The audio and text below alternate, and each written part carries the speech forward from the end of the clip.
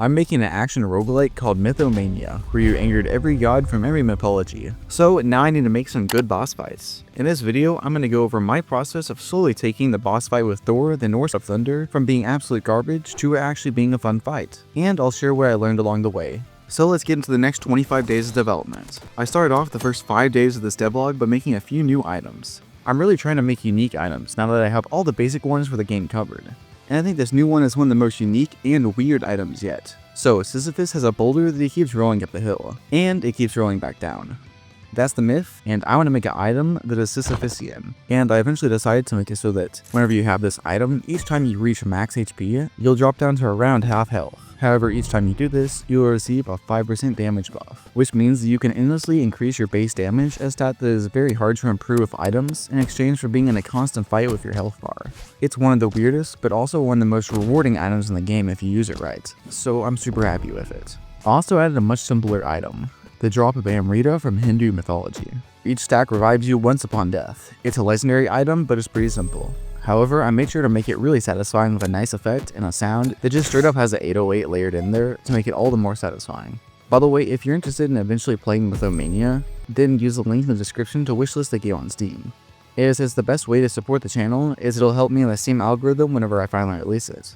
On the 6th day for this devlog, I made a bunch of art and then used it to build this new stage. It's in a big stone temple. However, I don't want to work on Thor quite yet, as I need to finish up my work on some unfinished business from last devlog. In the last devlog, I decided that I needed to rework player upgrades, as they're currently too complicated and also a little too limiting. I want to keep it simple with the effects, but also make it very customizable. So I simplified and reworked most of the upgrades from my first character, Homer. Instead of there being linear paths or upgrades that you have to follow, now most upgrades can be mixed and matched with others. I also made the seeking attack for a secondary attack now always active. So now whenever you shoot it, it'll always seek enemies. However, the seeking effect is much weaker, so you have to actually face in the correct direction and aim a little bit to hit them. Homer's abilities are also pretty weak when compared to the new playable character I made in the last devlog. So I buffed him a bit, making his rage ability more forgiving. Rage is supposed to boost the damage for your special attack as you pogo on enemies, and you used to lose it all whenever you touch the ground. So instead of that, I made it so that whenever you touch the ground, you instantly lose one stack, and then the rest fade over time, which allows you a little bit of leeway to more easily build them up and then use them on an enemy.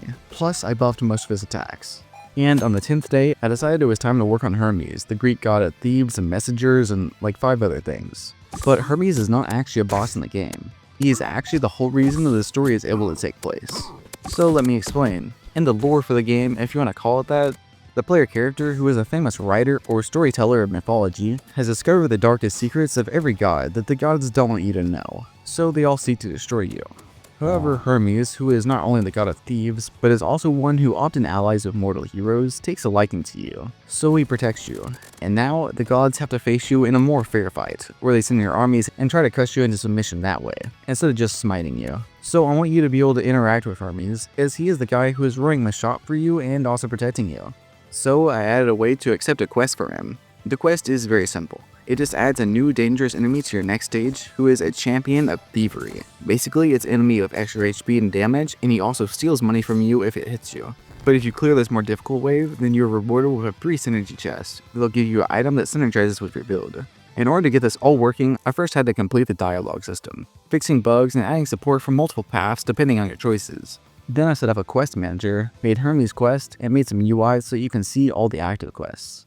Then I set up a new champion type, though it needs some visual work, and a minute so the extra enemies can be added to waves through quests, and now it's all done. Now the Hermes NPC is fully working, and I'll be adding more NPCs in the future.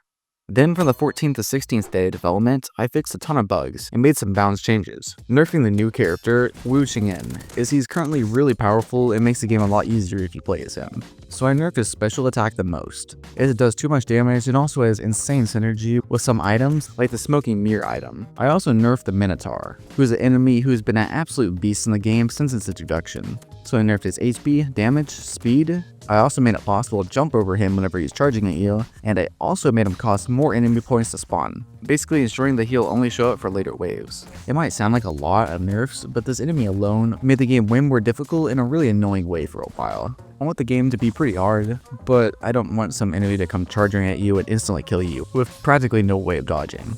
Finally, I got to Ares. Ares is the first boss in the game, and his fight is mostly good now, but visually I think he needs some improvements.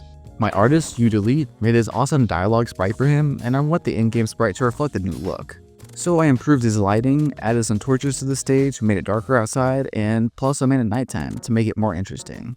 I also fixed this weird bug of Unity where for some reason the lighting system was just not working. So some of this footage for the devlog has some weird lighting that's messed up, but that's fixed now. And I also finally added some sound effects to the boss fight, which really ties it all together. So on day 17, it's finally time to focus on that new Thor boss fight. I already have the basics down, a shotgun attack and an attack that makes a bunch of lightning appear. However, the movement for the boss doesn't really work out that well, so it's time to make a new, much simpler movement script. My new core tenet for boss fights, and the one thing that I've found that's really helped me, has been simplifying everything as much as possible. Every attack should be simple and sight readable, but still provide a challenge. So basically every attack should have a purpose. For example, with the Ares fight, there's a seeking projectile which forces the player to always be on the move. He also has a jump slam attack, which is his primary way of getting close to a player, and also the waves can affect you anywhere you are if you're on the ground. Then his slash combo attack makes it very dangerous to stay close to him and keeps you on your toes, forcing you to react quickly if you're going in for melee attacks. And he can also slash at you upwards if you're on top of him pogoing, which stops you from just cheesing him that way. With Thor, I want a different sort of boss fight, one where you are mostly dealing with lots of bullets from a boss who is constantly moving. So you're trying to find openings in the storms of bullets to deal damage.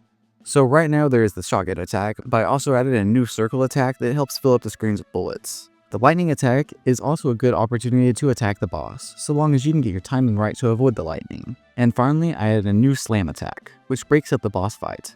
It also makes it move around more, and also if you dodge it, you get a big window of time to punish him and safely deal some damage. And while the art is still far from done for Thor, the actual boss fight is now much more engaging and fun. It just needs a lot of polish and some tweaks, but I can proudly say that Thor is finally ready to be a proper part of the game. I finished up this devlog by making some new art. So there's currently just this unexplained door in the stages that you enter to go back to the library, but that looks dumb. So I explained it by adding a portal on the other side of the door in the library, and a portal that powers up outside whenever you beat the enemies. Plus the portal has a transition animation where you get sucked into it and the camera zooms in, which is pretty neat. Other than that, I also added a new champion type for enemies to the game. A champion of love. These enemies are only a bit tougher and deal a bit higher damage than normal enemies. However, they heal nearby enemies once per second, so you need to make sure to take them out first if you want to have any hope of defeating the other enemies. Every enemy also got a new color palette for this champion, which is a time-consuming endeavor, but I think it's well worth the effort, as it adds quite a bit of visual variety to the game. And that's all for this devlog.